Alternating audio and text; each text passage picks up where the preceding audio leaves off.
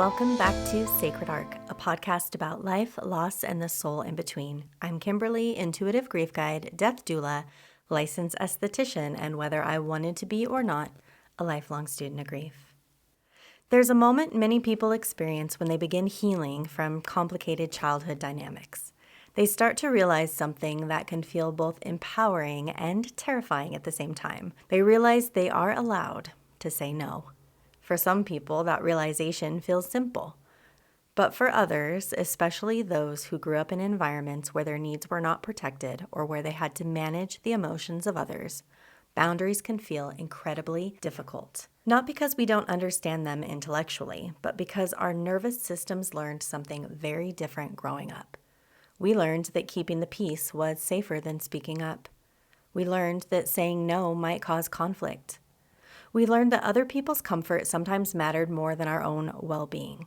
And so, even as adults, many of us find ourselves struggling with a question that sounds simple on the surface. How do I set boundaries without feeling guilty? Today we're going to talk about boundaries, what they actually are, why they can feel so difficult for people who grew up in complicated environments, and how learning to hold them can be one of the most important steps in healing. When people hear the word boundaries, they sometimes imagine something rigid, something cold, something that pushes people away. But boundaries are not walls. They're not punishment, and they're not about controlling other people. Boundaries are clarity. They're the place where we can communicate what we can and cannot carry. They're the point where we stop silently absorbing things that hurt us or exhaust us. Healthy boundaries are actually one of the most compassionate things we can bring into our relationships.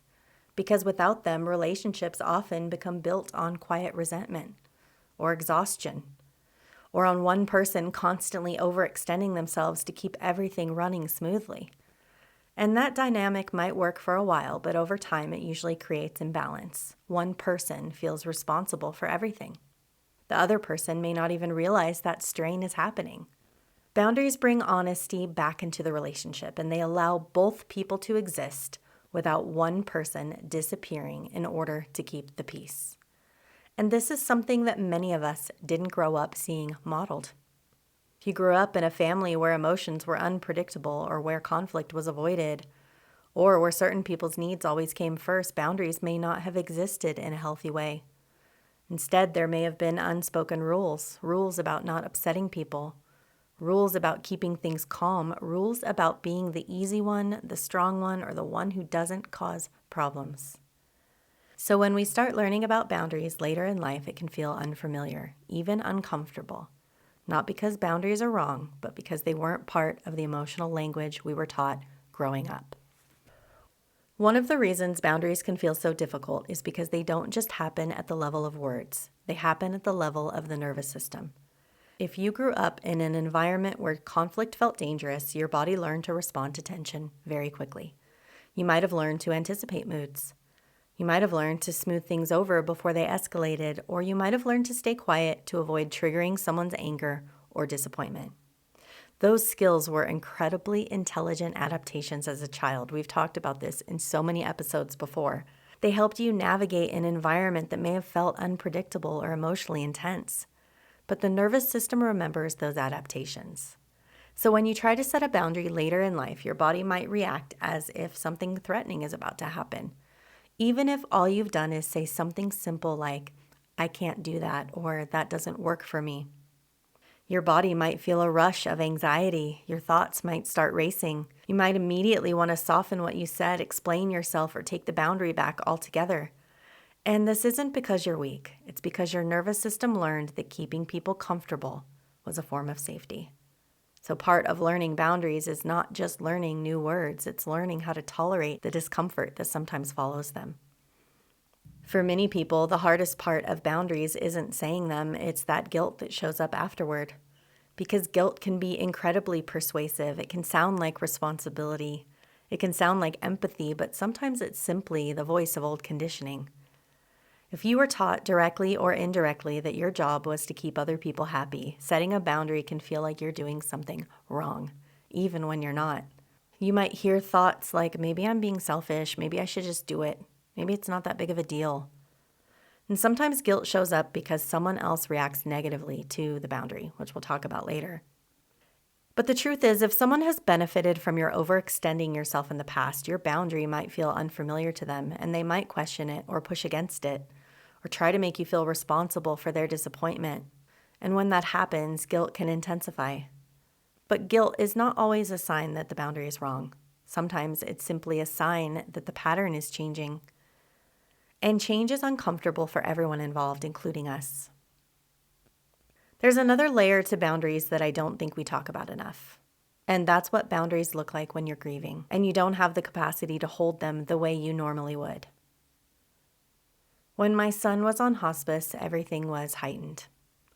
There were a lot of people around, family, friends, people who loved him, people who were grieving in their own way, and I understand that. I really do. And I want to say this too. This was his dad's home. And his dad and I, even though we weren't together, we did the best we could to show up as a unit for him. We weren't perfect, but we tried to be strong for our son, and that matters too. Because even in complicated situations, there can still be moments of alignment and care and love. There was something really beautiful about how many people showed up for my son. There was so much love in that space. So this isn't about taking that away or saying that it shouldn't have happened. It's just that in the middle of all of that, I found myself holding more than my own grief. I was navigating other people's emotions, their reactions, their need to say goodbye, while also trying to be present with my son. I remember having this quiet awareness that no one had really asked me how I felt about it, as his mom. No one had paused and said, "What do you need right now?" or "What feels right for you?" And I don't think that came from a bad place. I think everyone was doing the best they could in a moment that was overwhelming for all of us.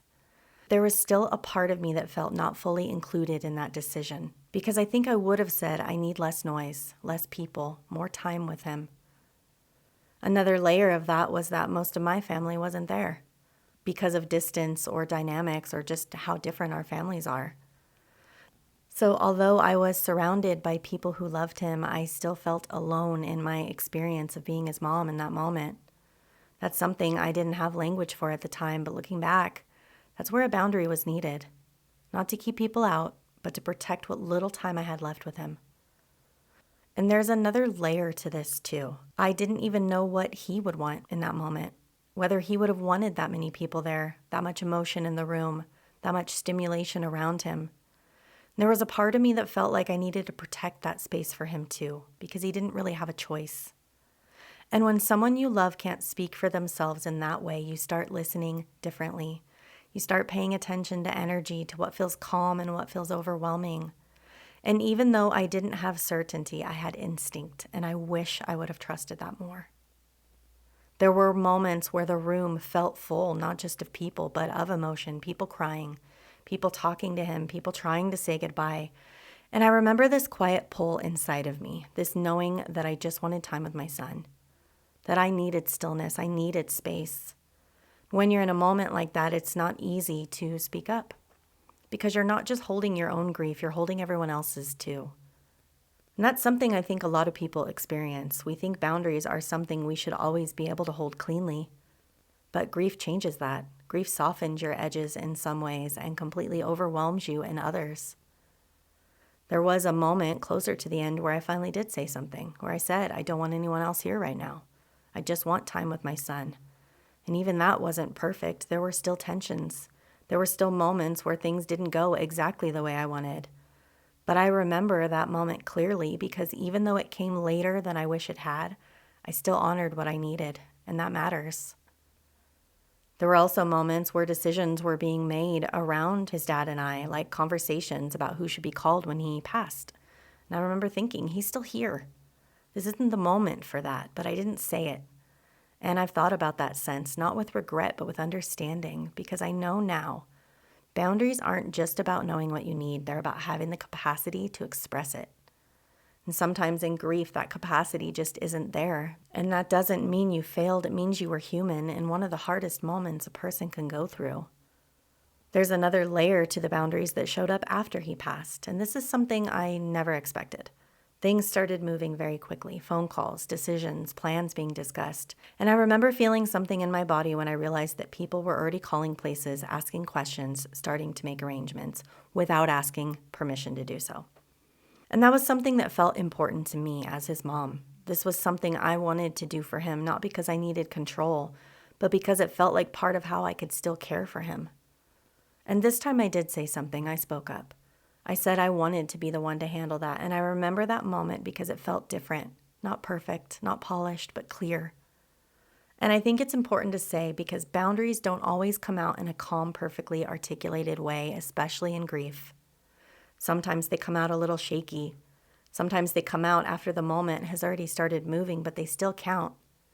And that moment mattered to me because it was one of the times in all of this where I said, this is what I need, and I honored it. There's something else I want to gently name here from a different perspective I'm stepping into. This isn't just something that happened in my experience. This happens a lot. When someone is dying or is just passed, things can move very quickly. People step in, decisions get made, energy shifts. And unless there are really clear conversations ahead of time about what that person wanted or what the family needs, it can become overwhelming very fast. Not because people don't care, but because everyone is trying to navigate something that feels impossible. And I think that's why conversations around death, as uncomfortable as they are, matter so much. Things like what kind of environment someone would want, who would they want around them, what feels peaceful to them, who makes the decisions, not in a rigid way, but in a way that creates clarity. Because when those things aren't known, families are often left trying to figure it out in real time while they're grieving, and that's a lot to hold. Something I'm continuing to learn more about. Something we'll talk about more in future episodes. Because there's a way to approach these moments with more intention, more presence, and more care. And even if everything isn't perfect, having some of those conversations can make a difference. I didn't know any of this at the time. I was just trying to get through it. There's another piece of boundaries that many people struggle with, the feeling that we owe other people an explanation. That if we say no, we have to justify it. We have to explain it. We have to make sure the other person agrees that our boundary is reasonable. But here's something important. No is a complete sentence. It doesn't require a paragraph. It doesn't require a defense. It doesn't even require permission. I remember once saying no to something, just simply saying no.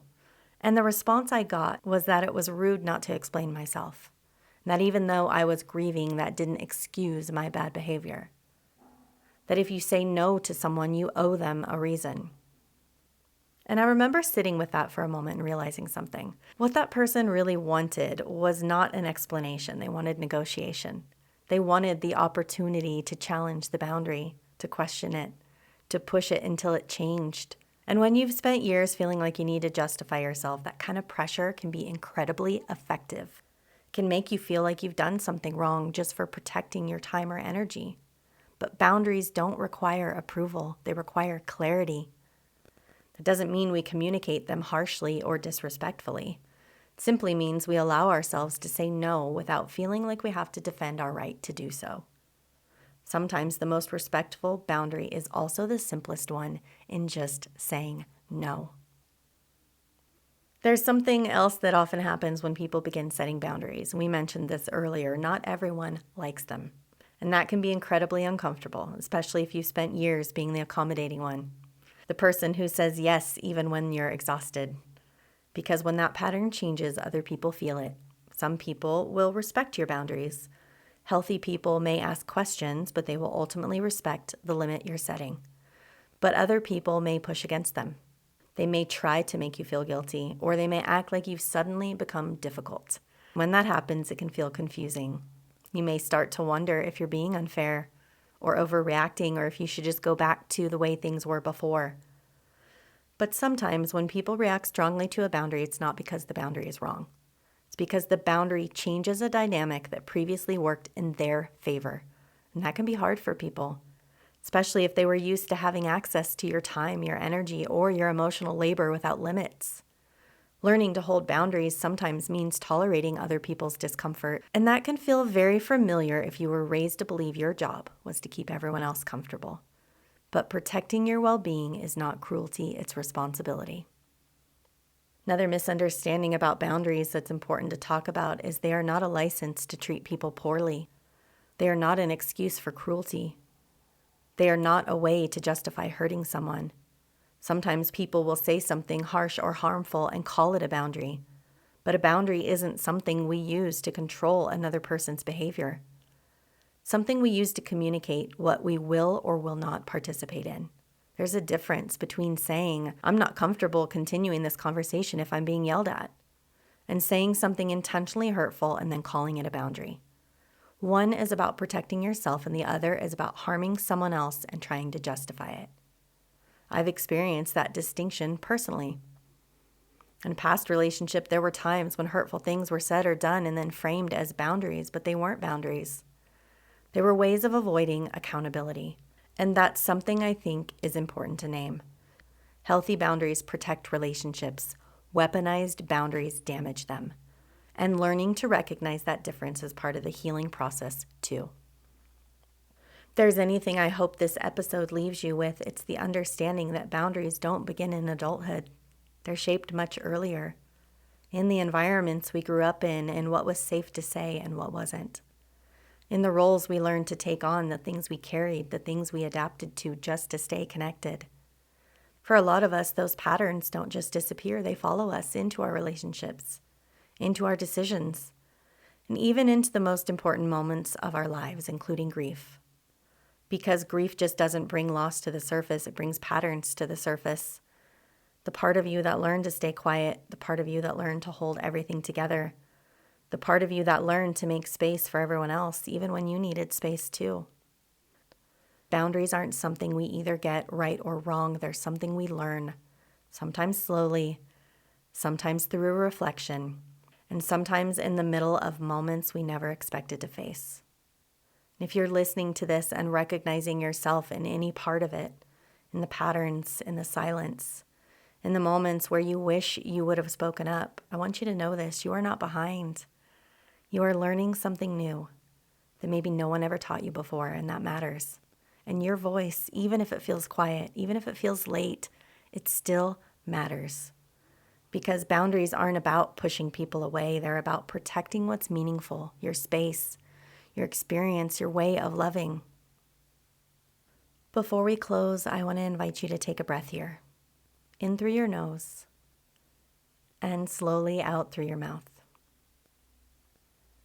You are allowed to take up space in your own life, even in grief, even in healing, even when it feels unfamiliar. Sometimes healing doesn't look like changing everything all at once. It looks like one moment where you choose to honor yourself differently. This has been Sacred Arc. Thank you so much for listening, and I'll meet you again in the space between.